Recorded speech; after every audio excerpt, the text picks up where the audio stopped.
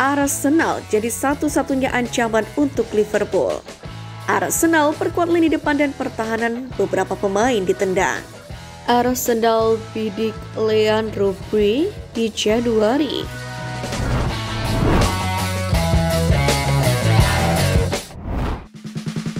Gol Kai Havertz berhasil geser peringkat Chelsea. Arsenal jadi satu-satunya ancaman untuk Liverpool. Meriam London baru saja mencabut Ipswich Town di Emirates Stadium pada Sabtu dini hari, yakni dalam lanjutan Liga Inggris. The Gunners mendominasi pertandingan, khususnya di babak pertama. Dalam pertandingan ini, Kai Havertz kemudian membawa tuan rumah memimpin pada menit ke-23. Umpan Leandro Trossard disambarnya dari jarak dekat dengan leluasa. Arsenal sebenarnya sempat mencetak gol lain pada menit ke-34 saat Gabriel Jesus menuntaskan umpan Trossard. Namun gol ini dianulir karena Jesus sudah lebih dulu offside. Sementara Ipswich Town tak mampu mencatatkan satu pun tembakan sepanjang babak pertama. Sebenarnya di lanjutan babak banyak peluang yang tercipta dari kubu Arsenal, namun akhirnya gagal dikonversikan. Kemenangan tipis ini pun sudah cukup untuk melentingkan Arsenal dari posisi 4 ke posisi 2 klasemen Liga Inggris, yakni dengan 36 poin dari 18 laga. Kemenangan tipis ini pun juga menggeser posisi Chelsea dan menempel ketat Liverpool di puncak. Hal ini pun membuat legenda sepak bola Michael Owen menilai meriam London menjadi satu-satunya ancaman nyata bagi Liverpool di puncak klasemen dalam perburuan gelar Liga Inggris musim ini. Sementara untuk Chelsea dinilainya terlalu muda dan belum berpengalaman. Untuk tim-tim lain seperti Newcastle, Nottingham Forest, dan Bournemouth dianggap tidak memiliki konsistensi yang cukup. Selain itu, hasil ini pun juga menjadi bukti keseriusan Arsenal untuk benar-benar bersaing di papan atas lagi. Jika mereka mampu menjaga konsistensi, maka bukan tidak mungkin gelar juara Liga Inggris 2024-2025 pun akan kembali ke tangan mereka setelah puasa gelar sejak 2004.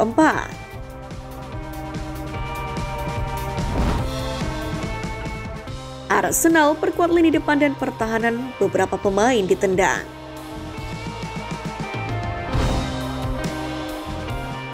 Meriam London kembali membuka peluang untuk memperkuat opsi mereka di posisi nomor 9. Namun mereka menyadari bahwa membeli seorang penyerang di Januari bisa berarti membayar harga yang jauh lebih tinggi. The Gunners pun juga sedang mencari pemain sayap untuk menutupi kekosongan yang ditinggalkan oleh Bukayo Saka atau untuk bersaing dengan Gabriel Martinelli. Di sisi lain, pengambil keputusan di klub pun menyadari bahwa mereka kemungkinan perlu memperbarui opsi lini tengah Arteta pada 2025. Mengingat kontrak Jorginho dan Thomas Partey pun akan habis pada musim panas mendatang. Di sisi lain, satu faktor yang mempersulit rekrutmen Januari adalah bahwa Arsenal telah meminjamkan Neto dari Bournemouth dan Sterling dari Chelsea. Mereka tidak bisa lagi meminjam pemain dari Premier League. Namun, mereka masih bisa mendatangkan pemain pinjaman dari luar Premier League. Selain itu, Arsenal sendiri juga diperkirakan akan terus berusaha menambah talenta muda terbaik dari Inggris dan seluruh dunia ke akademi serta skuad utama mereka. Seperti yang terlihat dengan perekrutan kiper berusia 18 tahun Tommy Stafford dari Ajax. Selain itu, target jangka panjang seperti Benjamin Sesko dan Nico Williams pun tetap menjadi perhatian. Tetapi kemungkinan besar mereka tidak akan bisa didapatkan di pertengahan musim ini. Meskipun saat ini bukan menjadi prioritas utama, namun Arsenal juga sudah lama mengamati Matheus Cunha dari Wolverhampton Wanderers. Sementara itu, satu-satunya pemain yang bisa meninggalkan Arsenal secara permanen adalah Kieran Tierney. Di sisi lain, sampai saat ini pekerjaan nyata yang dilakukan Arsenal terkait jendela transfer Januari adalah menjalin hubungan dengan pemain, agen, dan klub-klub untuk memastikan mereka berada di posisi yang kuat ketika pemain itu memutuskan untuk pindah. Yakni dengan pemain muda, ini sangat penting. Arsenal seperti tengah mempersiapkan beberapa prospek remaja, memastikan bahwa saat mereka cukup umur untuk bergabung, mereka berada di posisi terdepan.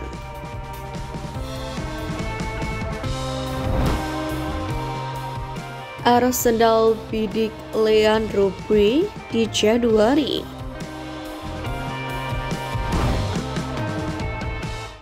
David Raya seperti yang kita tahu kini tak tersentuh di posisi penjaga gawang utama Arsenal. Meskipun Meriam London sempat mendatangkan Neto ke Emirates Stadium, namun belum ada tanda-tanda bahwa Meriam London akan mengubah status pinjaman pemain Brasil itu menjadi permanen seperti David Raya. Neto sendiri diperkirakan akan kembali ke Bournemouth akhir musim ini. Alih-alih mempromosikan Setford, Nygaard atau Porter sebagai penjaga gawang nomor 2, laporan dari Mirror menyebutkan bahwa The Gunners mungkin akan mengejar transfer Leandro Bray pada awal tahun depan. Bray sendiri yang kini berusia 22 tahun, dikabarkan sudah dipantau oleh pihak klub London Utara beberapa kali dan mendapatkan laporan positif yang disampaikan langsung kepada manajer Mikel Arteta. Kiper muda Argentina ini pun masih terikat kontrak dengan Boca Juniors hingga 2027.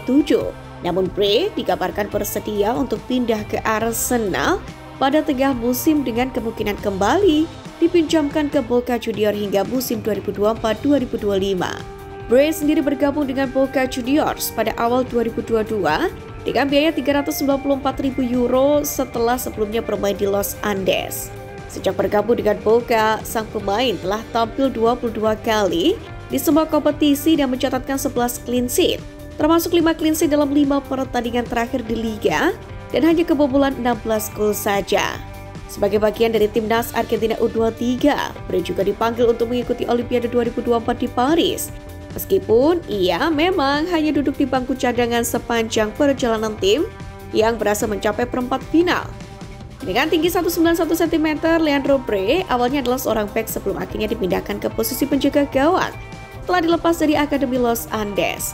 Namun kini ia mulai menunjukkan potensi besar dan mulai dikenal di dunia sepak bola Amerika Selatan.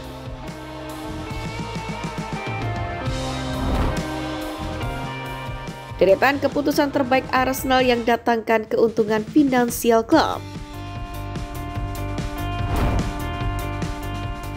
Pertama, penjualan Emmanuel Adebayor. Emmanuel Adebayor bergabung dengan Arsenal pada tahun 2006. The Gunners kemudian menebus striker asal Togo tersebut dari AS Monaco dengan harga 9 juta pound sterling. Adebayor kemudian berkembang menjadi salah satu striker yang cukup disegani di Premier League.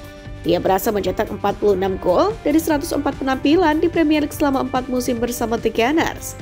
Pada akhirnya Adebayor memutuskan untuk bergabung dengan klub rival Manchester City pada tahun 2009.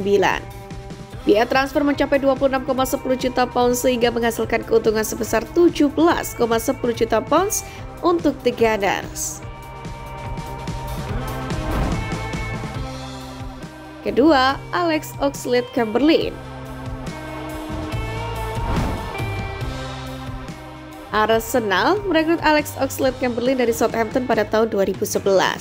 Kepindahan sang gelandang ke Emirates Stadium memakan biaya transfer sebesar 12,42 juta euro. Oxlade-Chamberlain kemudian bisa menembus starting 11 di bawah Arsene Wenger dan menghabiskan 7 tahun di sana. Karirnya sempat diganggu cedera tapi berhasil memenangkan 3 FA Cup. Liverpool kemudian berhasil mendapatkan tanda tangannya pada 2017 setelah ditebus dengan 34,20 juta pounds. Transfer Oxlade-Chamberlain sendiri pun membantu Arsenal mendapatkan keuntungan sebesar 21,78 juta pounds. Ketiga, Van Persie.